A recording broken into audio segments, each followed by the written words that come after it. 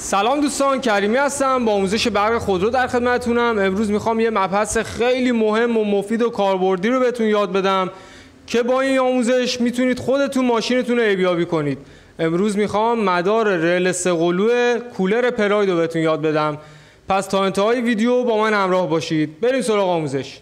خب دوستان، همینطور که میبینید مدار کولر پراید 3 تا رله داره.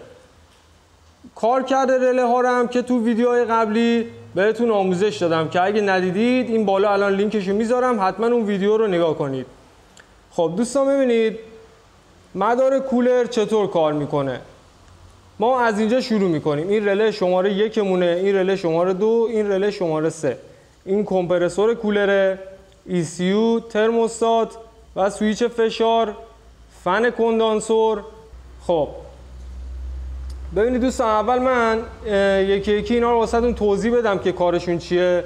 ECU رو که خودتون میدونید، ترموستات وظیفش چیه؟ محل قرارگیریش تو اواپراتور زیر داشبورد داخل اواپراتور که یه سنسوریه که نشون میده که دمای اواپراتور الان چنده. به عنوان مثال اگه به نزدیک 0 برسه، این برقی که میخواد رد شه رو قطع میکنه که اواپراتور یخ نزنه و مدار دچار مشکل بشه. سویچ فشار حالا چه کار میکنه؟ تو مدار فشار بالای کولر قرار داره، یعنی تو لوله‌های پرفشار. کارش چیه؟ وقتی که فشار گاز داخل مدار اندازه باشه، این برق رو از خودش عبور میده که مدار فعال بشه.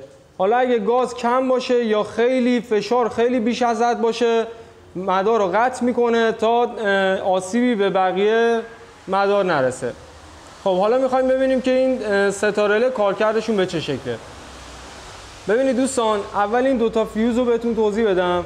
ما سوای اون جعبه فیوزی که سمت راننده، سمت پای راننده است، اون پایین، بجز اون 2 تا فیوز دیگه داریم که زیر داشبورد کنار فنن، یعنی تقریبا میشه پشت ضبط و اینجا، که اگه قشنگ با چراغ قوه چیزی نگاه کنید، این 2 تا فیوز رو که تو دست سیم کولرن پیدا میکنید.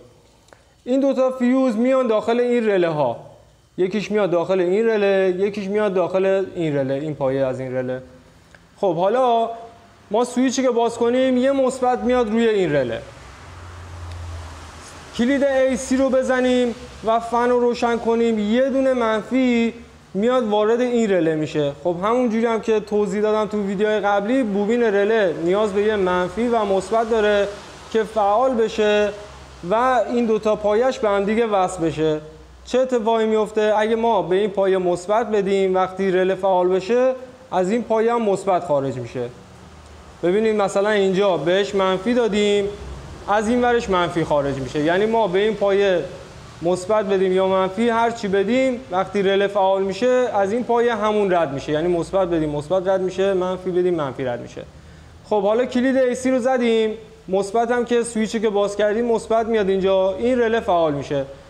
مثبتی که از همون فیوزای پشت فن کابین که بهتون توضیح دادم میاد روی این پایه.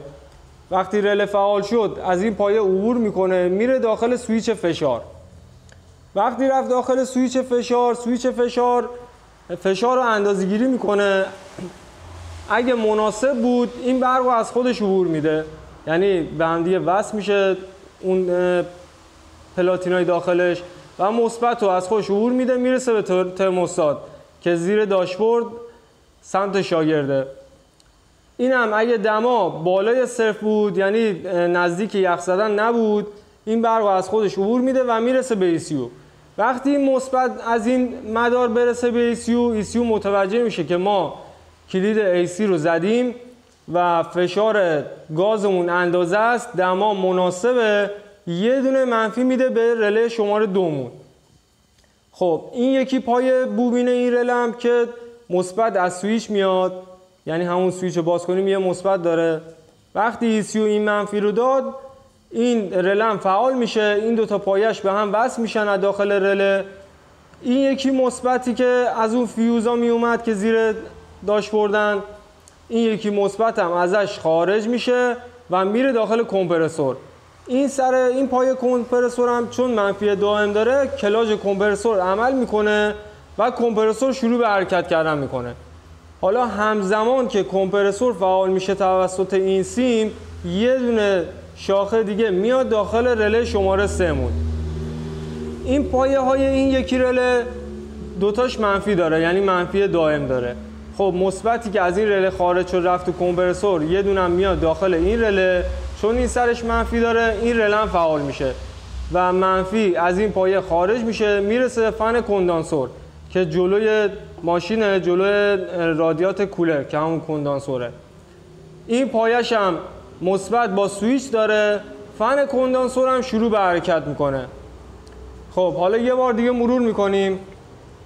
ببینید ما بر فرض اینی که مدار نشتی نداره و گاز کولرش به اندازه است و همه چی اوکیه، کلید AC رو میزنیم و فن رو میذاریم رو 1 یا 2 یا رو 3. یعنی ما تا فن رو روشن نکنیم کلید AC فعال نمیشه. حتما باید فن رو اول روشن کنیم، بعد کلید AC رو فشار بدیم، کلید کولر رو.